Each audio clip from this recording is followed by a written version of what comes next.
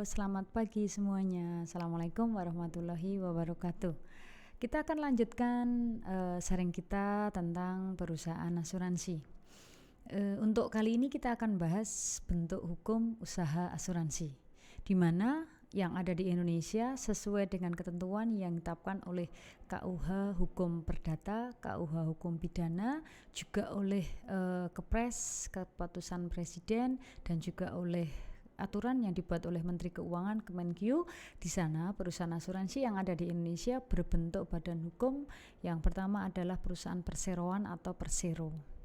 Kemudian yang kedua adalah koperasi, kemudian yang ketiga adalah PT atau perseroan terbatas, kemudian juga ada usaha bersama atau mutual, di mana di sana usaha konsultan aktuaria dan agen asuransi dapat dilakukan oleh perusahaan perorangan. Artinya apa? Bahwa ketika kita membahas tentang bentuk hukum usaha asuransi itu tidak harus berbentuk PT, tapi ternyata di sana juga bisa berbentuk hukum, bisa juga berwujud perusahaan perseroan, dan juga bisa berwujud usaha bersama. Kemudian kepemilikan perusahaan perasuransian itu sebenarnya bagaimana sih? Nah ini siapa saja yang boleh mendirikan perusahaan asuransi? Karena bagi teman-teman, perusahaan asuransi itu adalah sebuah bisnis yang mempunyai prospek yang bagus kalau kita kelola di sana secara baik. Nah di sana asuransi yang didirikan di Indonesia itu hanya boleh dimiliki oleh warga negara Indonesia atau badan hukum Indonesia yang sepenuhnya itu milik warga negara Indonesia dan atau berbadan hukum Indonesia. Artinya baik pemiliknya, badan hukumnya, lokasinya di sana itu harus di Indonesia, sehingga tidak boleh lokasinya di Indonesia, modalnya dari orang asing dan pemiliknya orang asing. Jadi di sana secara legalitasnya sudah bisa menunjukkan bahwa asuransi itu adalah milik orang Indonesia murni. Kemudian yang berikutnya apa? Perusahaan asuransi yang pemiliknya sebagaimana disebutkan di atas itu dengan perusahaan yang tunduk pada hak asing. Artinya apa? Bahwa ketika asuransi di Indonesia itu didirikan, kemudian ada pihak asing masuk ke Indonesia, dia tidak bisa menjadi asuransi Indonesia.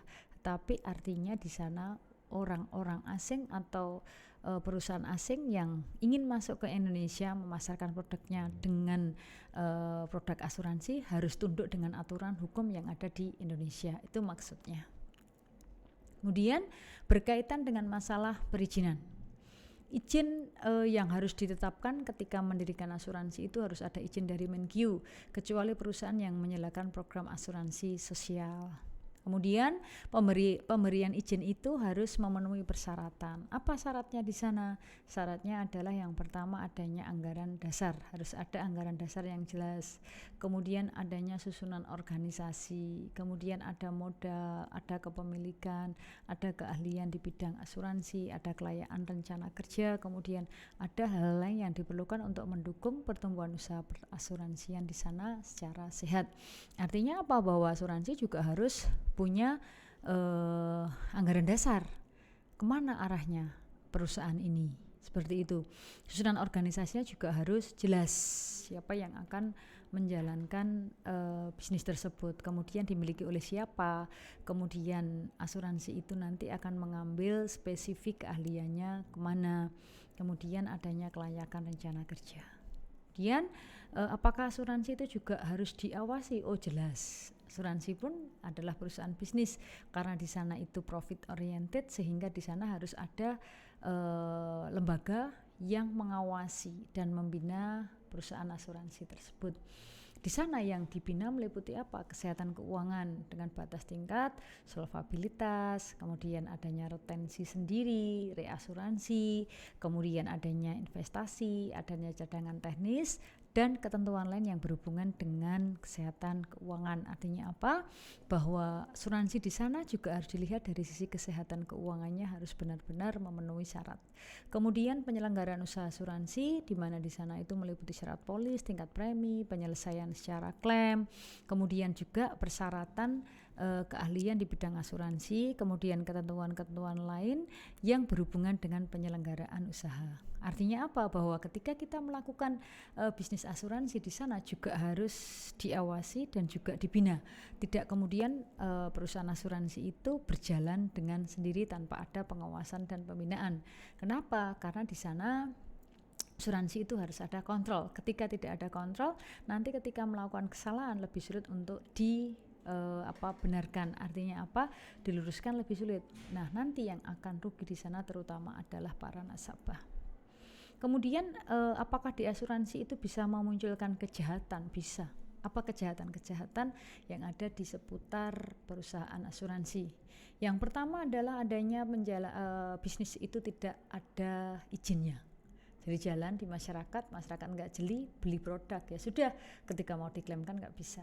Kemudian ada penggelapan premi asuransi, kemudian penggelapan kekayaan perusahaan asuransi, kemudian adanya penerima, penadah, pembeli, penjual kembali, pengagun kekayaan perusahaan asuransi hasil penggelapan, kemudian juga ada pemalsuan dokumen perusahaan asuransi, dan juga adanya tindak pidana yang dilakukan oleh atau atas nama badan hukum atau bukan hukum. Apakah kemudian asuransi itu bisa dipilotkan? Oh, bisa. Jadi asuransi itu juga bisa mengalami kepailitan. Nanti yang menyatakan asuransi tersebut pilot atau tidak itu adalah Menteri Keuangan, sehingga Menteri Keuangan akan meminta kepada pengadilan untuk menyatakan bahwa perusahaan asuransi tersebut dalam kondisi pilot. Kemudian adanya hak pemegang polis atas pembagian harta perusahaan asuransi yang dilikuidasi merupakan hak utama. Nah, di sana otomatis nanti ketika ada penyelewengan bisa dituntut. Tuntutnya apa? Secara perdata. Nah, sehingga ketika kita berurusan dengan perusahaan asuransi, kita merasa dirugikan sebagai konsumen, sebagai nasabah, kita bisa melakukan atau merujuk di sana untuk melakukan tuntutan secara hukum, yaitu hukum perdata. Nah, contoh daripada perusahaan asuransi di Indonesia itu banyak sekali. Rata-rata bank yang ada di Indonesia saat ini sudah memiliki perusahaan asuransi, sehingga nasabah harus jeli siapa yang akan diikuti, siapa yang akan kita ikuti polisnya sebagai kita anggota di sana. Tidak sembarangan, karena perusahaan asuransi sendiri kadang memuat atau kadang dijalankan dengan tidak beres juga, sehingga akhirnya penghimpunan dana masyarakat tidak bisa ditelusur keberadaannya. Nasabah mau klaim karena terjadi peristiwa, tidak bisa. Mengapa tidak bisa? Karena perusahaan asuransi tersebut tidak memiliki izin. Atau mungkin agennya di sana yang menggelapkan uangnya. Tapi di lain pihak, asuransi juga harus kita lihat sisi positifnya. Apa sisi positifnya? Asuransi itu nanti akan mengcover kemungkinan kerugian yang akan dihadapi oleh nasabah atau peristiwa yang namanya uncertainty.